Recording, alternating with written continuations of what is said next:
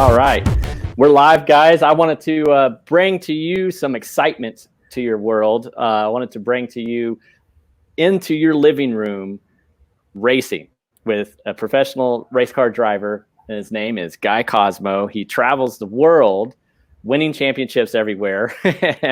and I wanted to just share with everyone out there a little bit about what life is like for a professional race car driver in our new environment of COVID and everything, and how we're having to kind of work at home and stay at home. And so professional athletes have a completely different thing that has happened to them now, to where they're having to adjust and things, their whole livelihoods have been turned upside down.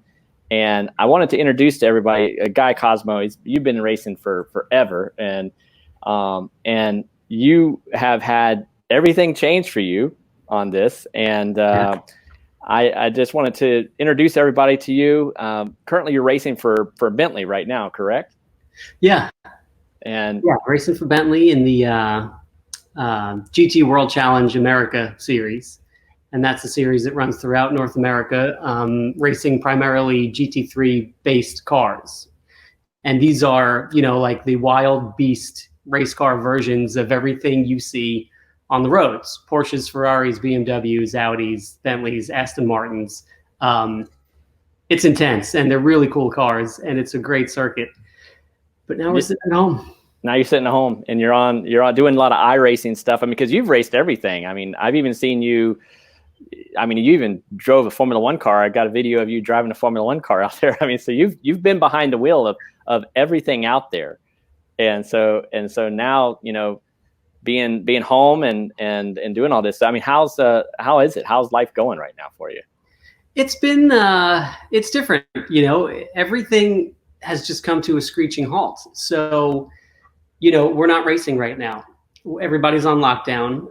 The sports industry altogether is on a massive shutdown, and a lot of these organizations have tried to do whatever they could to get creative to keep their fan base engaged, right? So, I mean, for me, everything that I do has just stopped. I'm not flying off to races. I'm not offering my private coaching, driver coaching services to other clients that I work with to generate income. Every single form of income that I could derive from my profession is at a complete standstill. So it's a stressful time. I don't have a way to make any money right now. I'd love to say that my contracts just keep coming through and everything keeps happening, but it just so happens that, I had a light schedule this season, racing in just this one championship. And, I got this beautiful house that you advised me on with all of this stuff with the mortgage. You are my perfect digital mortgage guy, but here I am sitting in this beautiful home with my family, and my kid's not in school. My wife's not working now either. And, I'm freaking out. How am I going to keep this up, and how long is this break going to last for? If we don't get back to racing soon, and just like with all these other sports, I mean, granted, NBA, NFL, you name it, those guys have multi-million-dollar contracts. That's not me. So, maybe they could withstand a 6-month hiatus, but I cannot. I need to be working, and I need to be racing. But, one of the things that we're doing is just focusing on the day-to-day. This is an incredible opportunity to be home, and to be with your family. My wife is home with me every day. My kid is not in school. We are doing a lot of homeschooling. I mean, my wife is really spearheading all of that, but it's an opportunity for the three of us to be together 24/7 and do things that we wouldn't really have the opportunity to do on a normal basis, because you're so focused on work and you're traveling and you're doing whatever else you might be doing. So it's been great. We're having a lot of quality family time. We're having the opportunity to do projects and things that we haven't paid attention to in quite some time. We're doing landscaping and things around the house. We're painting rooms, we're tackling projects that you just usually kind of overlook because you're so busy with the rat race. And this is a really unique opportunity for all of us to try to make something positive come out of it. My wife is listening to podcasts constantly, and I'm researching all different forms of industry and technology and all of this stuff, and taking the time to learn something that I wouldn't usually have the time to look into.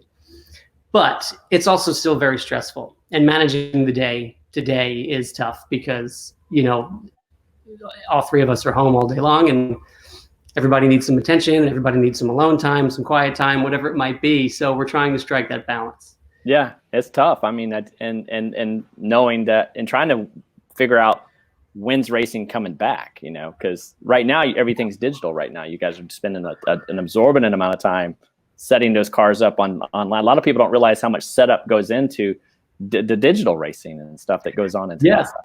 Yeah, and what's going on now is that, which is really smart. So many of the racing series that we compete in have said, you know, look, our fan base is bored. Everyone's at home, and we're not providing entertainment any longer. So what they've set out to do is to get all of us pro race car drivers involved in all of this eSports racing and online racing. So there are services like iRacing, you know, other platforms. They're all mostly PC based, but a lot of it's also on the Xbox and the PlayStation. But the real racing simulation programs that we're using are PC based, and we've ramped up. A lot of us have invested in the equipment so that we could drive from home. And if you take a look behind me here, you know, there's my simulator setup. So I've got a state-of-the-art set of steering wheel and wheelbase and pedals, and this chassis with a fancy monitor and the whiz-bang PC computer that can handle all the processing and everything for it. And the driving experience is so real for us at home. And then they said, well, look, we're going to enter you guys in races. So not only can I keep sharp with driving the tracks that I'm going to be racing once I get back underway, or learning new tracks that I've never raced before, but they're keeping the camaraderie of our industry pretty high, because we're all getting together and we're doing these races online, and they are broadcasting them. They're live streamed on the internet. NASCAR is doing this as well, and their iRaces are actually broadcast on network television. So it's incredible, right? We're still providing a lot of entertainment, but it's twofold, because now you have access to all of these sports personalities from their homes. And some guys, this isn't panning out for too well. Some guys are getting in trouble. Some guys are a little too casual with their approach and with their comments and things, because they're not in their normal work environment. They're just sitting in their living room or wherever they are doing this. And some guys have gotten themselves into a lot of trouble by saying things that their sponsors or their teams didn't approve of, or, you know, they get so frustrated because racing digitally is not the same as racing in real life. And it is a huge learning curve for all of it. And to be so good in the professional world at your sport, and then go and hop on this simulator and really have a hard time with it and struggle, it brings out everybody's frustration. So there's been a lot of scratching and a lot of, you know, like negative spin. So a lot of guys have lost their racing jobs and been put on probation or suspended. I mean, like, this is life-changing stuff. And it all started because we're on lockdown and we're just trying to provide entertainment. And we're doing it through a game. You know, I mean, I hate to call it a game because this is real serious stuff. But fortunately for me, I haven't had any of that experience. You know, I'm frustrated with it because it's a learning curve. But it's really opened up this whole opportunity for us to look into another avenue of entertainment. And, you know, I'm doing live streaming from my races, and I'm gaining followers, and, you know, I have the opportunity to do endorsements and all of these things that you're now offering in a different way. So I would say, though, the biggest thing is that the amount of hours it takes for someone like me to be competitive in this virtual world is out of control. Like, I'm putting in, you know, 4 or 6 hours a night, you know, multiple nights, just trying to, you know, after my kid goes to bed, and I'm say to my wife, sorry, honey, see you later. I got to go hop on the simulator. You know? And it's just an enormous amount of time and effort. So as fun as it's been, and as cool as it is to do, it's also just hugely draining and time consuming. And it's now derailed family life at home, you know, because we had something really cool going and we were having fun and we're doing education and we're, you know, doing projects and all these things, you know, and now it's like, hey guys, I got to disappear for a couple hours because I won't be competitive for this weekend's race if I don't get practicing. You got to practice. Yeah. You got to sit there. And the setups and all of the adjustments and everything is just infinitely adjustable. And it's, there's so much to it. So, you know, it's been fun. It's been challenging. It's been frustrating, but it's been a really interesting time for all of us. How have they given you any indication of when you might see yourself back on the track and any kind of opening back up of racing? So it's an ongoing conversation on a daily basis. And all of the organizations we race within, they've been phenomenal, right? They are monitoring the situation with every state in every area that we're supposed to be racing in, checking with all the legislation and all the stuff that has to go into hosting these large spectator events. I think the biggest thing we're seeing now is these strategies fall in place for some events that have been rescheduled for much later in the year. Other venues were not able to reschedule because of all of their commitments, right? A racetrack just doesn't host a race event for one organization. They have races almost every weekend. So a lot of events have just flat been canceled. The target was that we would be back racing by June. Some series have further delayed, and we're hoping for July. Just yesterday, it was announced that our next race that we were on target for was the first weekend of June, which I thought was a little optimistic. And it turns out they just moved it to the last weekend of June. So, we are still just sitting and waiting on a daily basis for a schedule. And even at that, we have no idea what's really going on with COVID and this whole situation to say, are we all going to be safe enough for all of us to hop on airplanes and just start resuming life as normal, going to these events and being close together and working together and having fans at the racetrack and the vendors and the suppliers and all of this stuff. It's and I could imagine it's the same for all of the other sports. How are you going to get these people together? Everyone's got to travel, and life has to open back up for that to happen. So we just don't know. And then we could get back racing and life could resume. And a month later, there could be a whole other wave of sickness or something that spreads. So it's a scary time because we don't know what's heading down the future for us. So that's all you can do is think positive and just try to hope that it'll go back to normal and get creative with what you're doing with your life on a daily basis. I hope so. Because I know you travel so much. Just with the team you're with now, and then you were doing so much. You were traveling and you were in Asia for a while racing there, correct? And racing. So all over the world. So you're on international flights.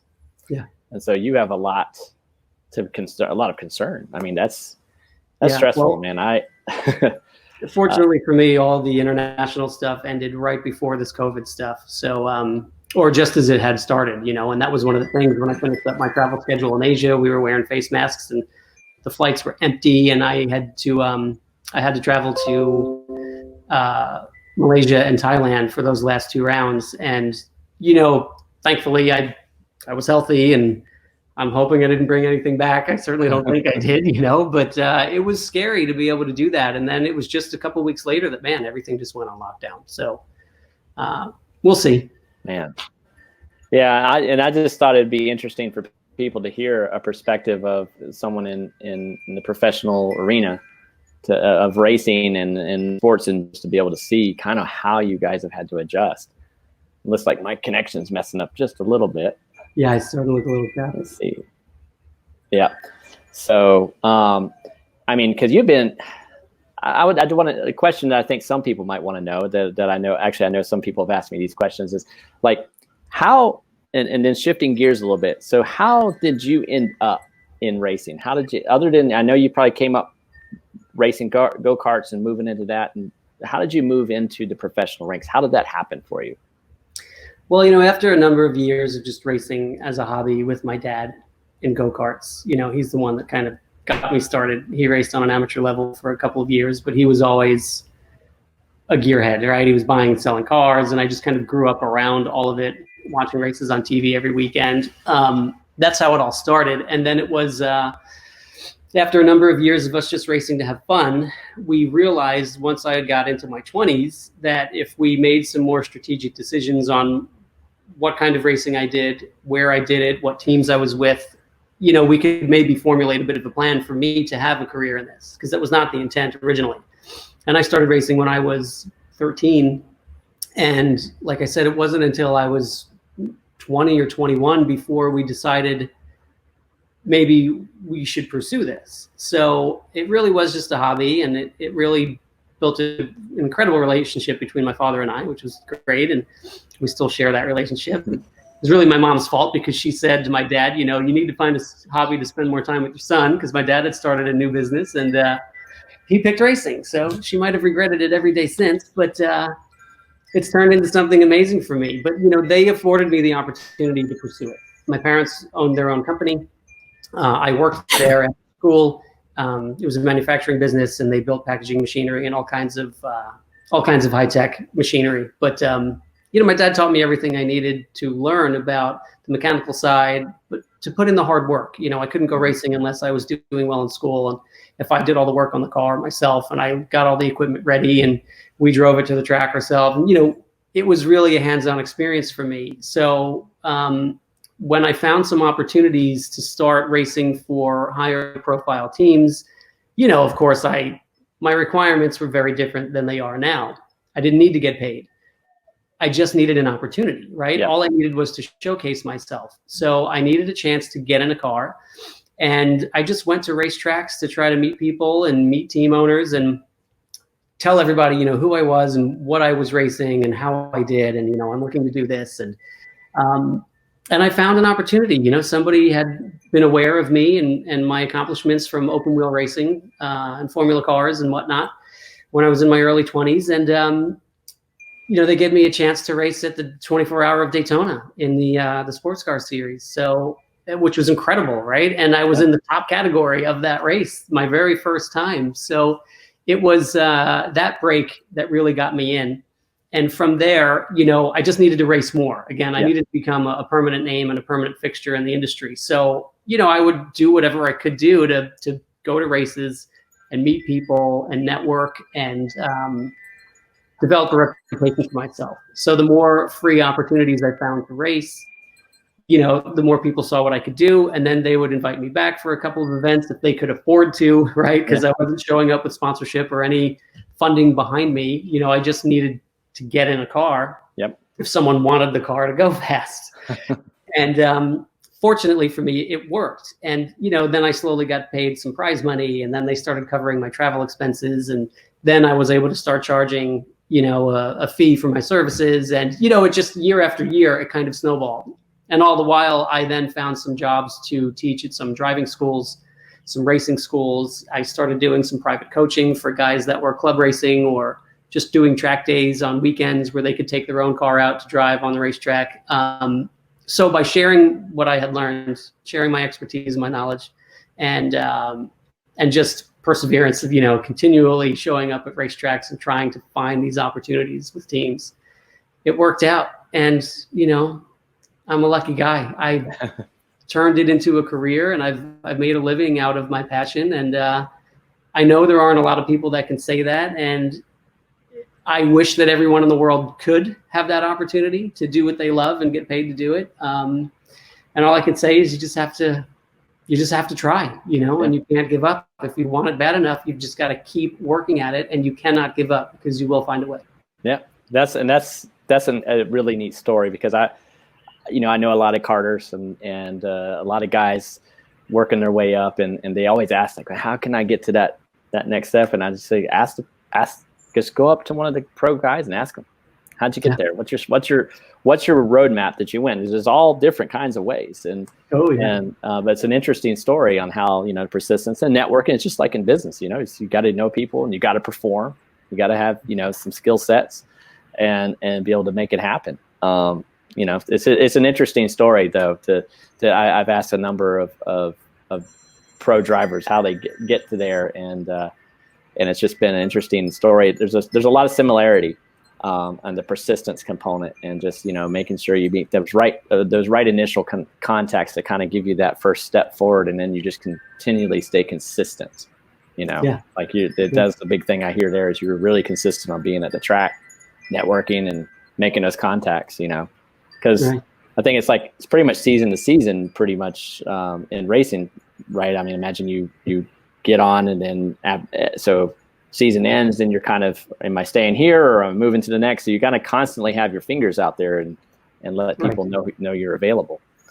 And that gets tough to do as well, because obviously you want to be respectful to the opportunity that you do have, but before that season is over, if if everybody doesn't know that you're going to become available, you need to let everyone know, but you don't want to do it when you're there at the racetrack on behalf of an existing organization and race team. So that's one thing I've really struggled with over the years, is that after I kind of made my way and I started driving for some high level teams for multiple years in a row, you know, my brand was kind of associated with that team. So people just assumed that I was going to be back, you know, with XYZ race team because I was there for 4 years or 5 years.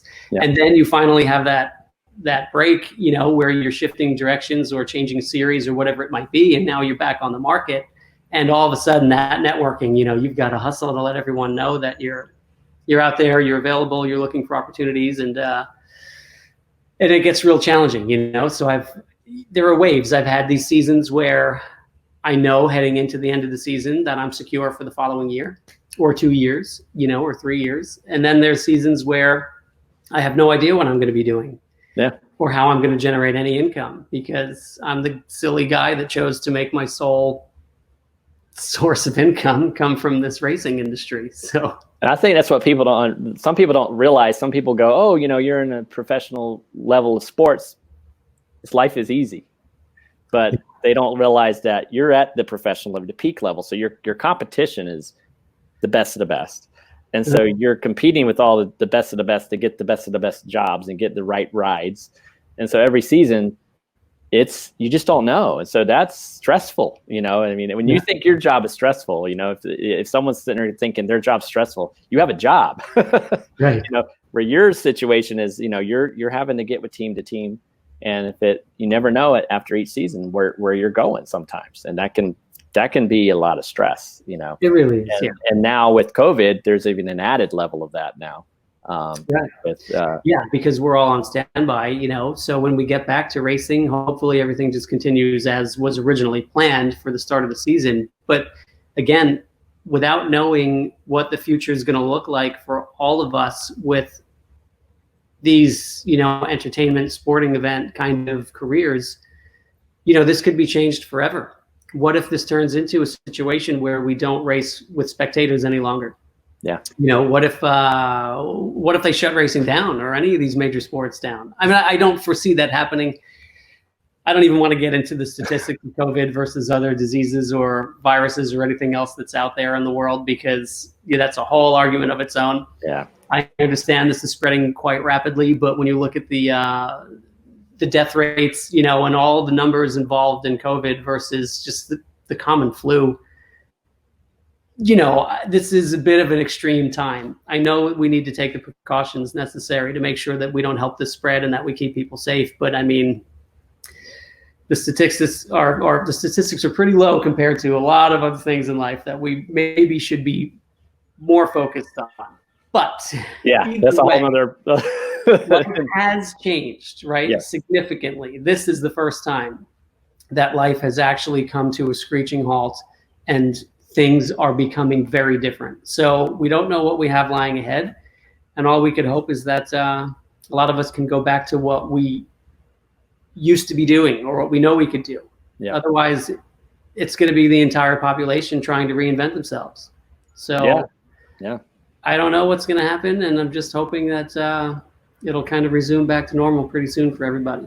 Well, I'm hoping with things opening back up, then we see it again, because and I want to race Daytona coming up in December, so I'm hoping by then I'll be ready to race my kart there. So I'm hoping everything starts shifting, and I think we'll get there. You know, it's just, you know, a stressful time, but the good thing is you've been able to catch up on housework, the stuff that needs to be done around the house. Family life has been good. So you know, thinking of the positive spin on this, you know, that's good. You know, and you know, you work on the digital presence. You know, you have a YouTube channel, Twitter, and website, and all that kind of stuff. I mean, people want to follow you; they can find you. And when's the next race that you're running it? So I've got one more race for the Roush Performance iRacing Series, which is this Friday night. That'll be broadcast live on Twitch and YouTube and Facebook, I believe. They've got it multi-streamed out. And then the series that I'm continuing with K-Pax and Bentley for the GT Rivals eSports Championship is every Sunday. So we've got, I think, 5 more events right? It runs all the way through the end of May, I believe. So every single weekend we're racing a new track. And oddly enough, the platform that we are racing in is called Assetto Corsa Competizione. It's based exactly for this racing.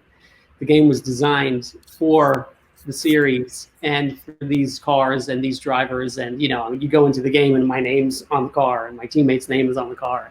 But awesome. It was primarily based around the European Championship. So the tracks we're racing are all over the world. There's only one track in North America that was on our schedule. So every week, not only are we trying to acclimate, prepare for this whole world, this virtual world, but we don't know the racetracks either. This week, last weekend, we were racing in Belgium at Spa-Francorchamps. And, this week's race is going to be in Suzuka in Japan. And then after that, it's Kyalami in South Africa. And it's awesome because we're learning all these tracks we've dreamed of racing all of these years. But, it's a heavy workload, especially when it's every single weekend. It's not 7 days, oddly enough, is not a lot of time to prepare, to learn a new track, dial the car settings in, and get yourself competitive enough. Because they are also allowing professional sim racers to join these races. Ooh. And they are typically whooping up on all of us real race car drivers. So yeah, because they're very, very competitive. You guys are used to the G forces, and those guys are like, nah, it's no problem. Yeah. So, I mean, if someone wants to, when you live stream, can people hear you talk, or can they see you drive in? Is there you have a camera showing you and?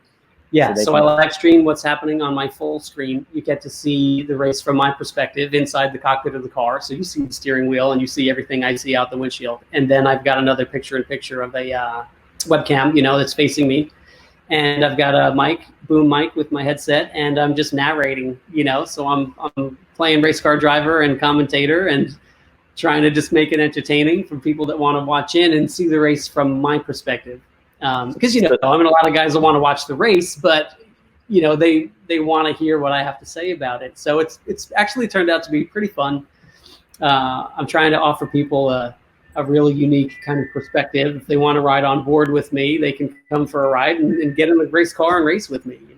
Yeah, and that'd be cool. About this guy and that guy and the strategies and what buttons am I supposed to press and look at this guy spinning out. I mean, it's been really fun, and like I said, it's offered something completely different that you can't offer in the real racing world. Yeah. So just trying to capitalize on it and make sure everybody has a great time to, keep thinking about racing and support all of us that are out here trying to put on a good show for them. That's good. I mean, and so they can, to be able to tie into you, do they just go to your YouTube page or something to tie in? Yeah. So with any of my social media accounts, it's whatever the platform is /Guy Cosmo.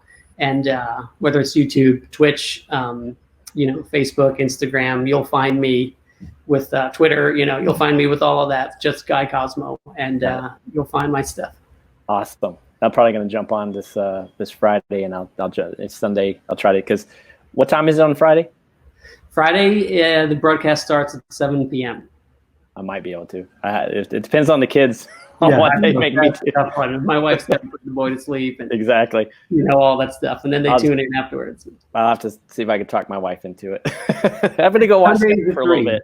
Right? Sundays at 3 in the afternoon. Maybe that's easier. I could do that. Get the whole family to watch. It'll be good. Yeah, that would be awesome.